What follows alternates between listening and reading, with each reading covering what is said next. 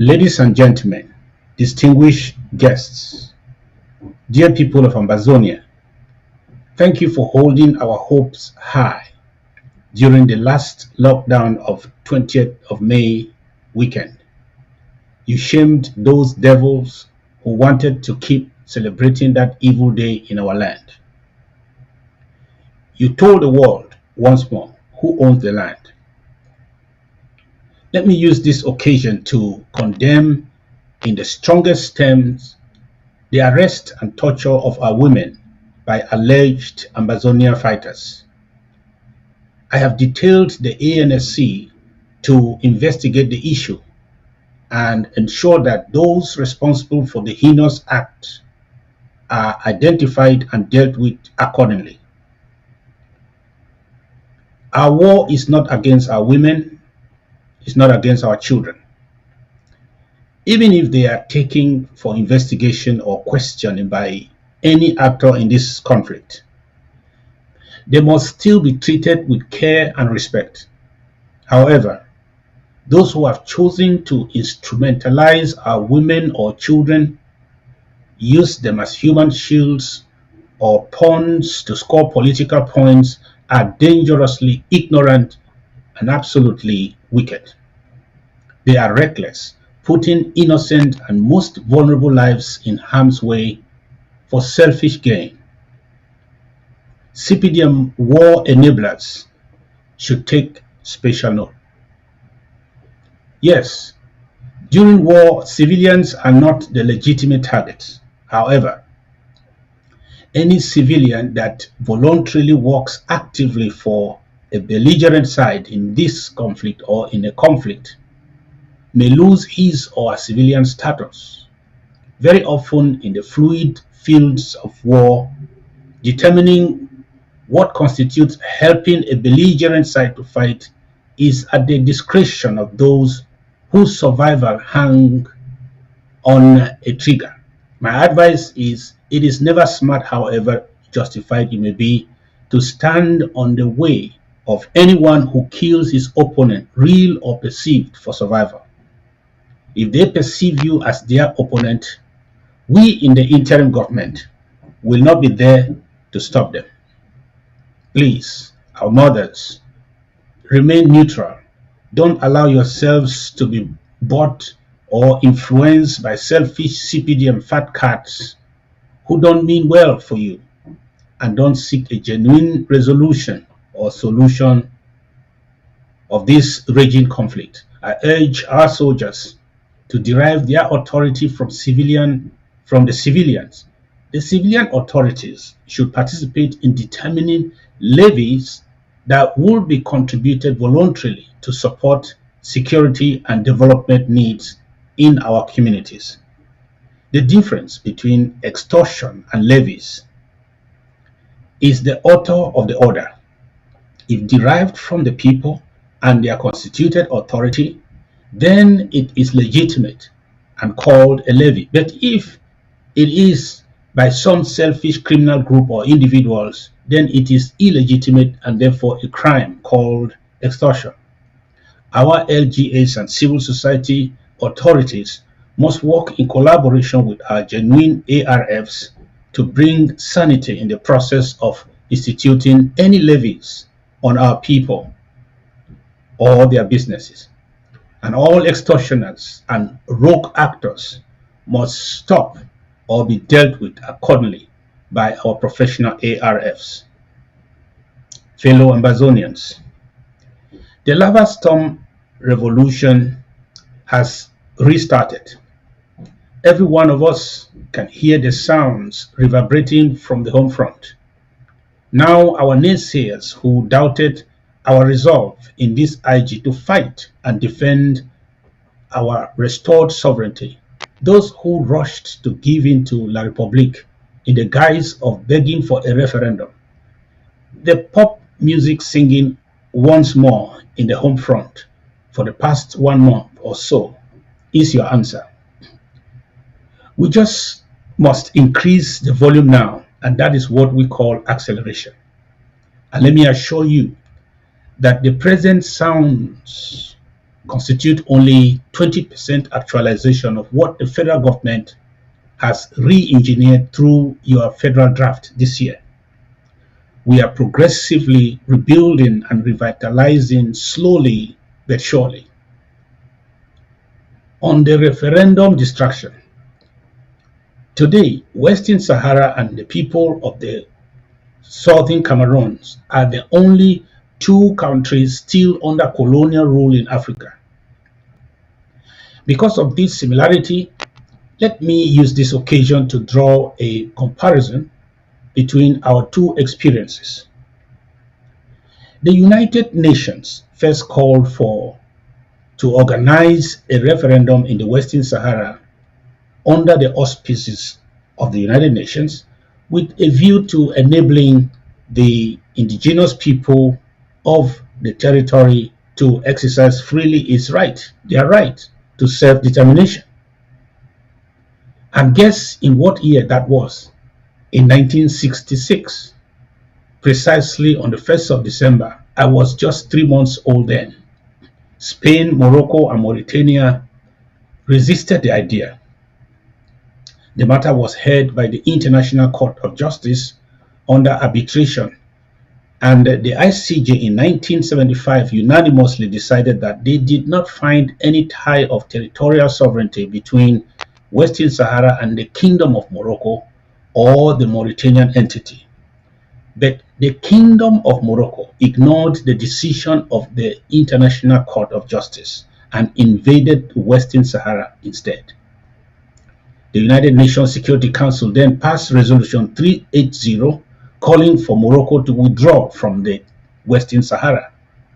Morocco ignored that Security Council resolution and ignored orders by the General Assembly such as United Nations General Assembly Resolutions 34 and 37. Mauritania, however, renounced their claim over the territory in 1979 and signed a peace accord with the Western Sahara authorities. In 1989, Western Sahara and the Kingdom of Morocco accepted a UN and AU plan to organize a referendum. And in April 1991, the Security Council passed yet again a resolution 690 setting up the United Nations mission for the referendum of Western Sahara, MINUSO. Let's look at the mandate or terms of reference of that referendal authority, MINUSO. Number 1, monitor a ceasefire. Number 2, monitor the confinement of troops of both sides. Release political prisoners. Number 3. Number 4, repatriate and resettle refugees and IDPs. Number 5, identify and register voters. And number 6, organize a free and fair referendum. MINUSO has accomplished everything from number 1 to number 5 since its inception in 1991, except number 6, which is to organize the referendum. So tell me, between the Western Sahara and the Kingdom of Morocco, the annexationist, who benefited from the referendal maneuver? That referendum idea today smells like a conspiracy between the United Nations, AU, and Morocco to shortchange Western Sahara. After 32 years, that referendum now looks like the longest April Fool to the people of the Western Sahara. Yet MINUSO is still there, enforcing the ceasefire with no referendum in view.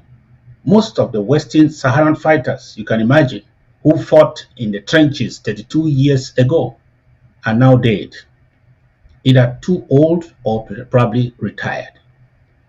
But to the pleasant delight of the occupier, Morocco, that wanted no mercy, Major General Fakhrul Hassan from Bangladesh arrived in Layun on the 4th of May 2023 as head of the UN peacekeeping force in Western Sahara.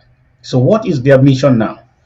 To stop the Western Saharans from fighting for what is rightfully theirs? MINUSO can only help the status quo, but they are unable to bring Morocco to deliver on their agreement and undertaking of 34 years ago. sad. Fellow Amazonians, if we are not smarter than the Western Saharans were in 1989, we shall fall for this poison that tastes like honey. I know many don't care if we fail. After all, if we fail, God forbid, they will simply blame their scapegoat, Sako. Nobody will ever remember how they helped push Amazonia over the cliff. Now, how the international community worked on this case, how they work. The referendum was first scheduled to take place in 1992, but Morocco made an about face and said no. Then in 1998, Morocco said no. Then finally in 2000, that's when Morocco stopped pretending and came out openly and officially reneged on her commitment towards a referendum in Western Sahara. Morocco put a final nail on the idea of organizing a referendum. The Kingdom of Morocco officially told the United Nations that she was no longer interested in allowing any referendum to take place in Western Sahara. All further attempts by the so-called international community to force Morocco were thwarted by the very members of the Security Council who passed the initial referendum resolution 690. What hypocrisy! The international community can deceive anyone with the promise of organizing a referendum in Amazonia, for example, but they cannot force La Republic to allow the referendum to hold if they decide to change their minds, especially after they realize things have returned to normal, as in the case of Morocco. France will not also fight Cameroon in the Security Council in favor of Amazonia. Never. Our destiny is in our hands. The only peaceful option now that we have is recognition through negotiation, and that we can only get from La Republic when we bring them to their knees. Dear Amazonian warriors, I cannot cajole you with the promise of a non-existent easy fix unless you want me to surrender or give up on our restoration agenda as some have done. There is what people say out there when they make arguments, and there is what they really want to say, which is different. Very often, I don't hear what people say. I hear what they want to say. Those who have come to the end of their road want all of us to surrender. They are saying so in different ways. Those who have lost control in the field will fight for relevance at every opportunity, real or imaginary.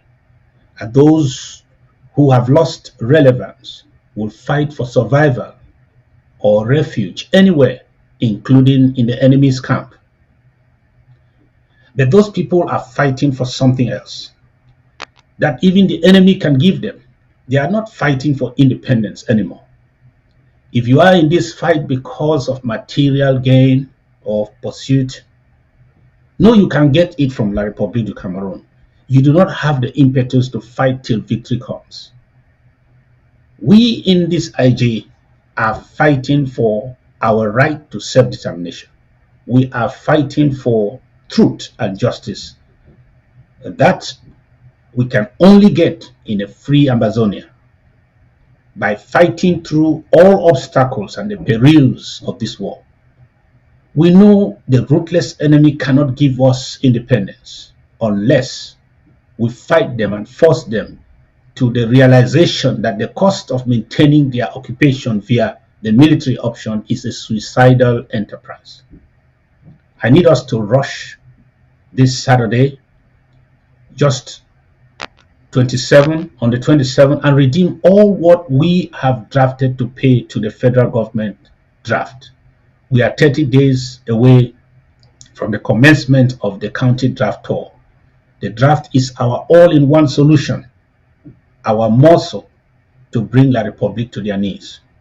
La République du Cameroon has taken everything we are and everything we have. What can we lose anymore? But this war is costing La République more than 6 billion francs a month and the economy more than 20 billion francs a month. As it depend them or more, it is sweet us. God bless my beautiful people. Thank you.